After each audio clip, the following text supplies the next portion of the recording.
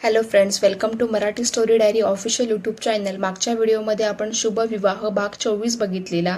आजच्या व्हिडिओमध्ये आपण भाग 25 बघणार आहोत। तुम्हाला हा व्हिडिओ आवडल्यास व्हिडिओला नक्की लाईक करा, शेअर करा आणि याचा पुढचा भाग लवकरच तुमच्या भेटीला येईल। तो लवकरात लवकर पाहण्यासाठी चॅनलला नक्की सबस्क्राईब करून ठेवा।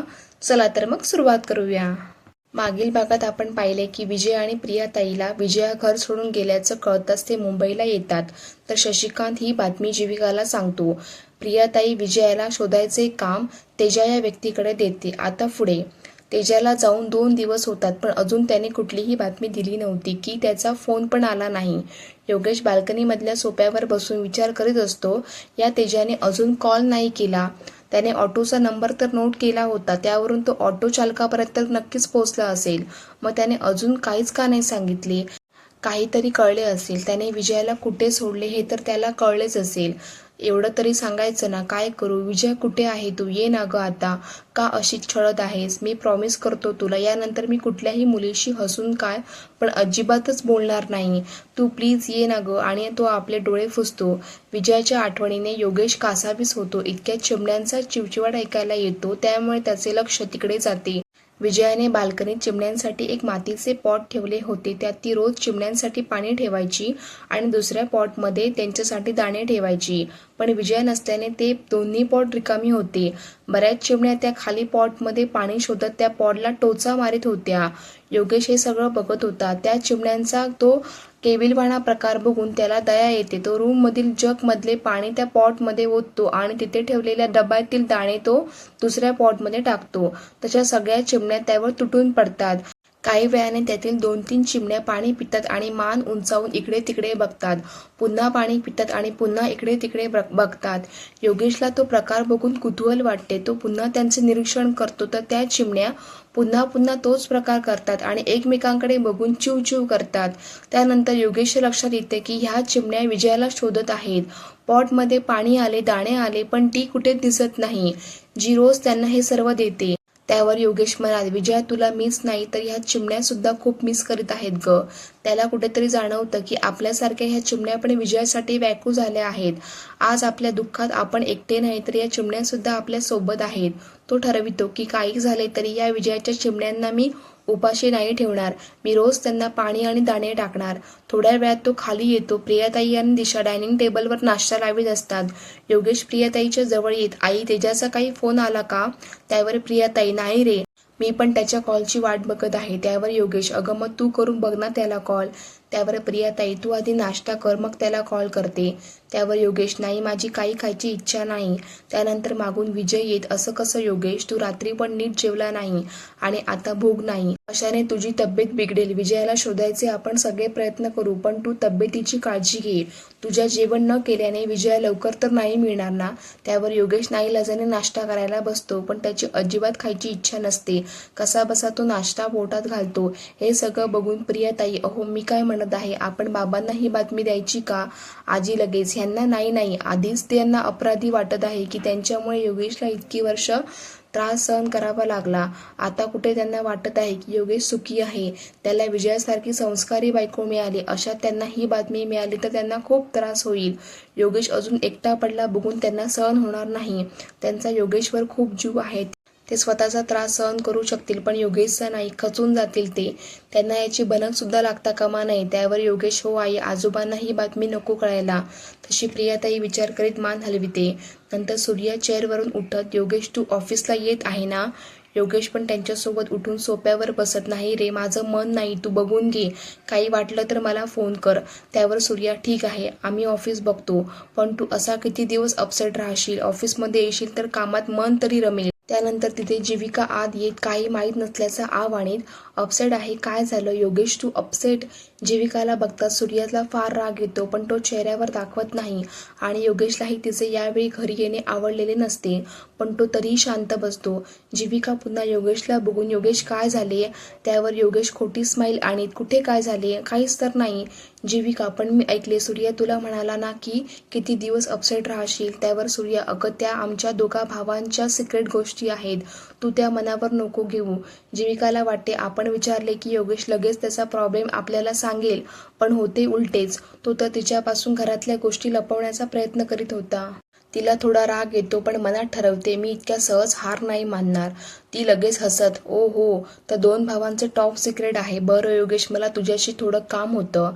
तुझ्याकडे वेळ आहे ना? त्यावर योगेश, जीविका प्लीज, मला आता नको, माझा आता मूड नाही.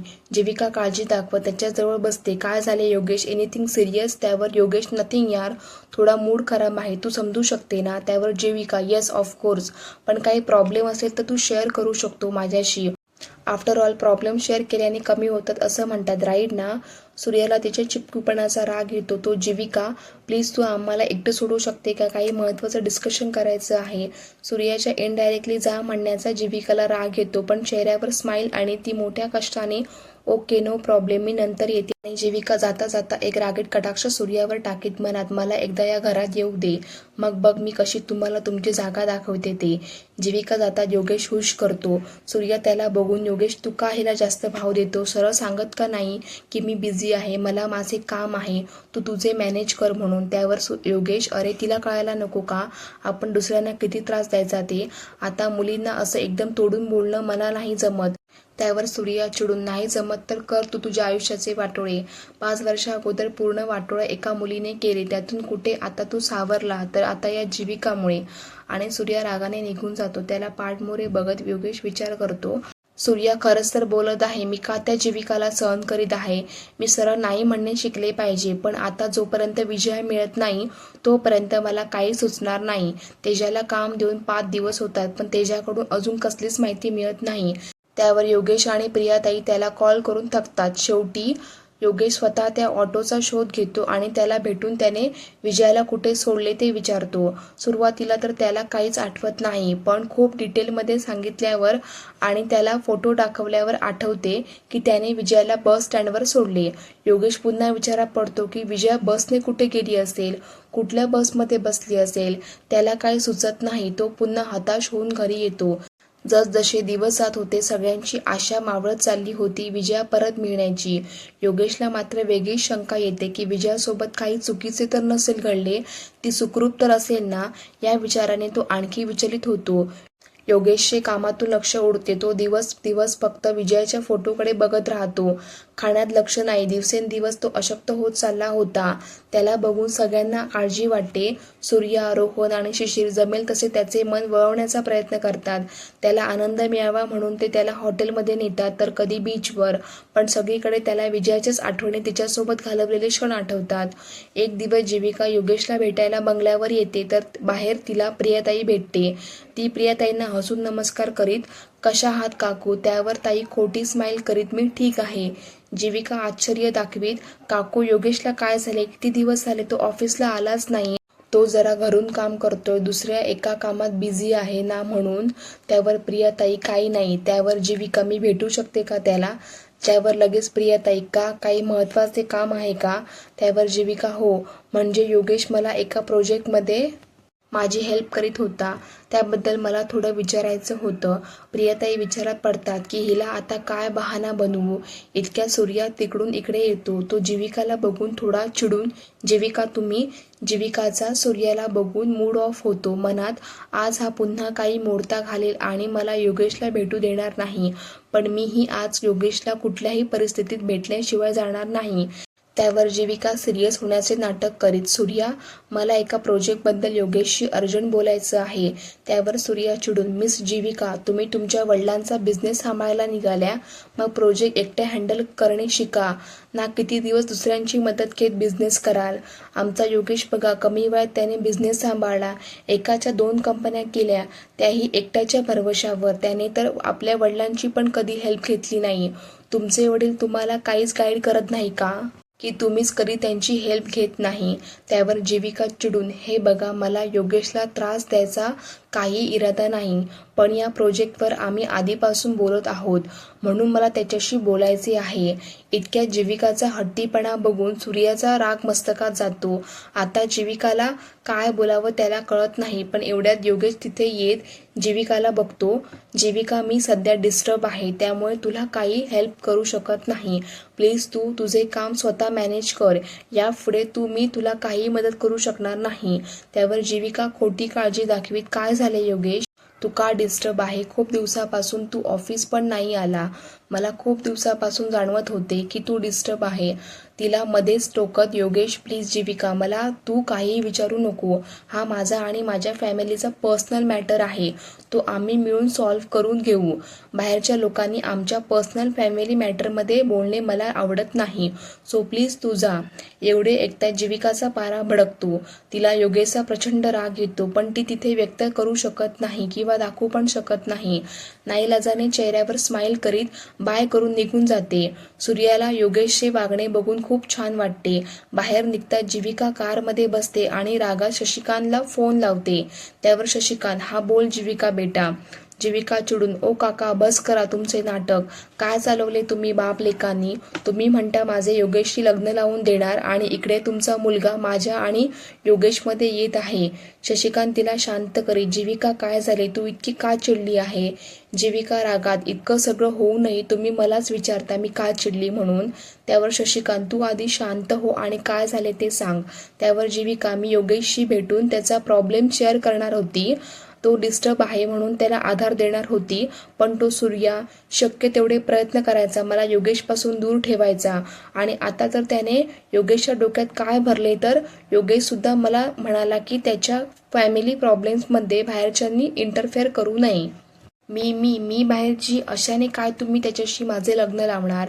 आधी तर खूप मोठ्या मोठ्या गोष्टी केल्या तुम्ही, आता काय? विजया जाऊन 15 दिवस झाले, पण तुम्ही काय करीत आहात? हातावर हात ठेवून बसले. आता कशाची वाट बघत आहात? आता काय ती विजया परत येणार आहे? जा आणि समजवा की विजय आता परत येणार नाही. त्यावर शशिकांत जीविकाला, तू शांत हो आणि घरी जा. मी मुंबईला येऊन सगळं ठीक करतो. तू काळजी करू नको. फक्त आता काही दिवस तू योगेशला भेटायचा प्रयत्न करू नको. त्यावर जीविका चिडून, तुमच्या बोलण्यावर विश्वास करणे अवघडच आहे. आणि ती रागात कॉल कट करते. दुसऱ्या दिवशी शशिकांत मुंबईला यायला निघतो तर चंद्रकांत पण त्याच्यासोबत येतो.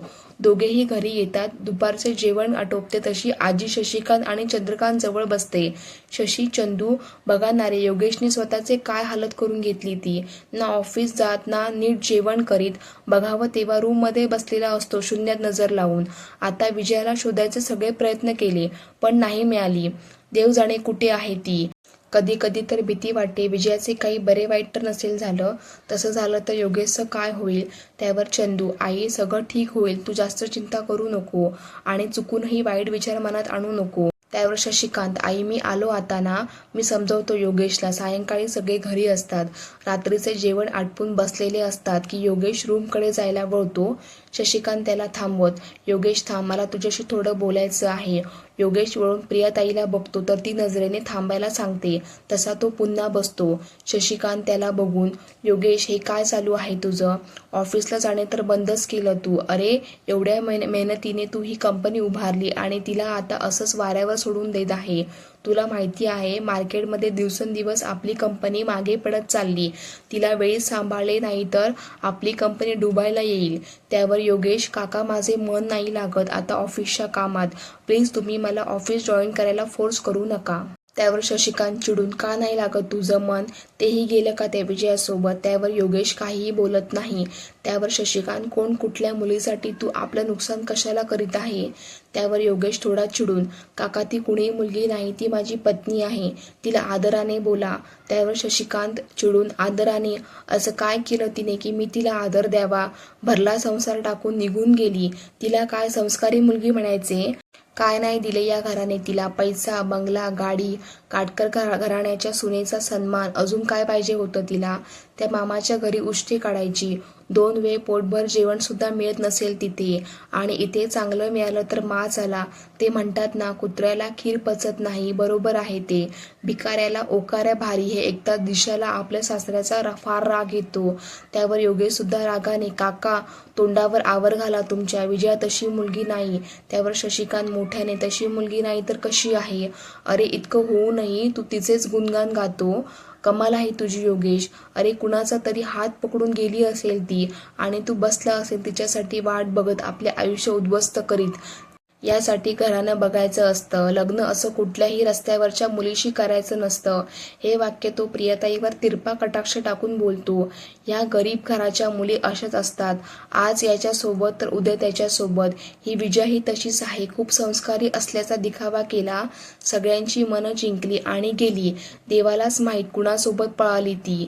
हे बोलणे सगळं ऐकून दिशाला असहाय्य होते. ती रागाने, बस करा बाबा, बस करा तुम्ही. तुम्हालाही माहिती आहे विजया तशी मुलगी नाही. तिला घर सोडून जाण्यास तुम्ही भाग पाडले. तुमच्यामुळे विजया घर सोडून गेली आणि तुम्ही तिच्या चारित्र्यावर संशय घेत आहात. ती बिचारी कुठे असेल, कशी असेल काय माहीत. तुम्हाला जराही तिची काळजी वाटत नाही की दया येत नाही का हो? असे कसे तुम्ही निर्दयी? दिशाचे बोलणे ऐकून सगळे शॉक होतात. योगेश क्षणभर स्तब्ध होऊन दोघांना बघतो तर शशिकांत गडबडून त्याला काय बोलावे सुचत नाही. पण आपण असं काही केलं नाही हे पटवण्यासाठी दिशावर जोरात ओरडत, ए दिशा, काय बोलत आहे तू? माझ्यामुळे ती कशाला घर सोडेल? ती गेली तेव्हा मी इथे होतो तरी का? नको ते आरोप लावून तू घरात भावाभावात भांडण लावायचा प्रयत्न करीत आहे का? बघ बघ सूर्या, तुझी बायको कशी घाणेरडे आरोप लावत आहे माझ्यावर. त्यावर दिशा आपल्या सासऱ्यांचे ऐकून हळवी होते, डोळ्यात पाणी येते. योगेश मात्र शशिकांतच्या बोलण्याकडे दुर्लक्ष करून दिशाजवळ जातो, तसा सूर्या पण तिच्याजवळ जातो. काकांमुळे वहिनी गेली, प्लीज मला खरं काय ते सांग. योगेश दिशाचे दोन्ही खांदे पकडून, वहिनी तुम्ही काय बोलल्या आता? घर सोडून गेली, तुम्ही मला खरं काय ते सांगा. त्यावर शशिकांत ओरडून, अरे ती साफ खोटं बोलत आहे, आपल्यात फूट पाडण्यासाठी ती असं करीत आहे, तू तिला काय विचारत आहे? योगेश सगळा राग डोक्यात आणून तो शशिकांतकडे बघतो. त्याचे डोळे बघूनच शशिकांत घाबरतो आणि वरमतो. योगेश पुन्हा एकदा दिशाकडे बघून, वहिनी तुम्हाला जे जे माहिती आहे ते सगळं सांगा मला. दिशा आपले डोळे पुसत, भाऊजी, ज्या दिवशी आपल्याकडे जीविका तिच्या वडिलांसोबत आली त्यानंतर एकदा सकाळी मी आपल्या गार्डनमध्ये बाबा आणि विजयाचे बोलणे ऐकले. बाबा विजयाला सांगत होते की जीविका तुमचे पहिले प्रेम आहे, पण त्या केसमुळे तुमचे लग्न तुटले आणि तुमची ताटातूट झाली. नंतर आईला दिलेल्या वचनामुळे तुम्हाला विजयाशी लग्न करावे लागले. समजा हे लग्न नसते झाले तर आता सगळं सॉर्ट आऊट झाल्यावर योगेश जीविकाशी लग्न करू शकला असता, पण आता त्याला हे नाईलाजाने केलेले लग्न आयुष्यभर निभवावे लागले. आणि बाबा हेही म्हणाले की तुम्ही सगळ्यांसाठी इतके करता पण तुमच्या आयुष्यात कधी सुख मिळतच नाही. हे ऐकून योगेशचा पारा 7व्या आसमानावर जातो. दिशाच्या बाजूला एक उंच काचेचा स्टँड असतो. योगेश रागाने त्याला एक जोरदार हात मारतो आणि ते खाली पाडतो. एक जोरदार आवाज होऊन ते सगळे काचेचे तुकडे पसरतात. त्या आवाजाने सगळे घाबरतात. आजी, प्रियाताई, सूर्या, श्रीकांत, रोहन, शिशिर, वैजू, दिशा, चंद्रकांत योगेशचे हे रूप पहिल्यांदा बघत होते. आजपर्यंत त्याला इतक्या रागात कुणीच पाहिले नव्हते. शशिकांत तर योगेशला बघून थरथर कापायला लागतो. योगेश शशिकांतकडे वळून त्याच्याकडे आपला एक पाय उचलतो तसा शशिकांत अजूनच जास्त थरथर कापायला लागतो. योगेश त्याच्या रस्त्यात येणाऱ्या सगळ्या वस्तू फेकाफेक करतो. ब्रॉचचा स्टॅच्यू, टिपॉय या नादात योगेशचा हात जखमी होतो आणि त्यातून रक्त निघू लागते. शशिकांत योगेशला घाबरून मागे मागे सरकत भिंतीला टेकतो. त्या भिंतीला एक मोठी LCD TV टांगलेली असते.